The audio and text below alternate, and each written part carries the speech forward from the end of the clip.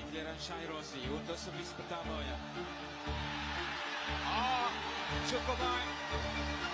Serangan ke sebelah kaki kiri Warayut. Dia pasukan Thailand tak sempat untuk dia mengambil bola itu kerana bola itu datang betul-betul di tengah kawasan Yosawan.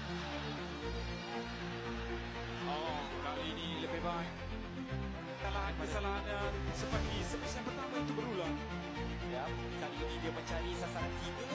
Ada sedikit pergerakan ke belakang ketiga daripada Sitipong. Kali ini cukup baik. Menggunakan peranan. Nampak gol tadi servis lagi daripada Sitipong ke arah Syairozi. Dan kali ini dia mencari sempat.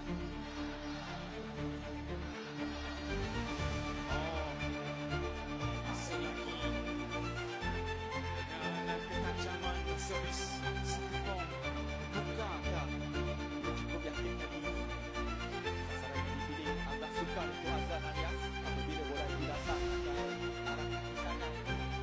Terlalu rendah. Mungkin hanya membahasakan satu sahaja servisnya. Yang pertama itu sahaja. Kali ini masih lagi mengekalkan ketajaman servisnya.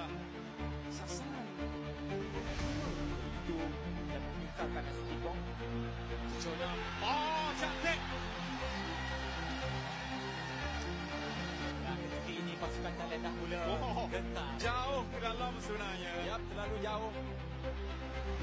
Salah favorite daripada Jos 9. Cari yang bongkar oleh Farhan. Cuba selamatkan namun jauh ke belakang. daripada Sitipong. Tapi gerakan bola itu akan bergatal. Sedikit ada silapan.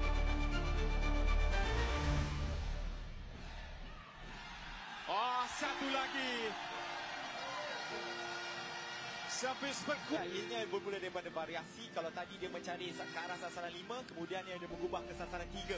Bola itu datang betul di antara Sitipong dan juga Warayut. 8-10. Cari yang bongkar. Cuba diselamatkan. Jangan keluar sedikit daripada kita. Nampak kedua-dua tekong memainkan peranan yang cukup besar. Juan yang menukarkan mereka.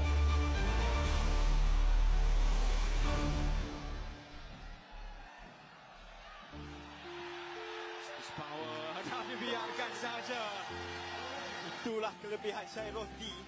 Sasaran yang dipilih adalah kaki kiri Yosawan.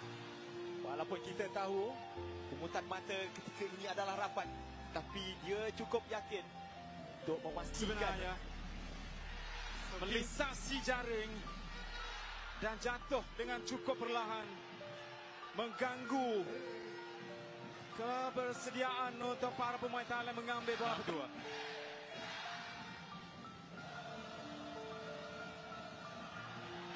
Space power untuk melemaskan lagi. bola itu datang ke sasaran 7. Dia cuba untuk mengambilkan dan menggunakan kaki kanan, tetapi itu adalah kesilapan. Syairozi mampu untuk melakukan servis dengan baik. Dua servis yang menghasilkan mata sebelum ini. Dari Syai.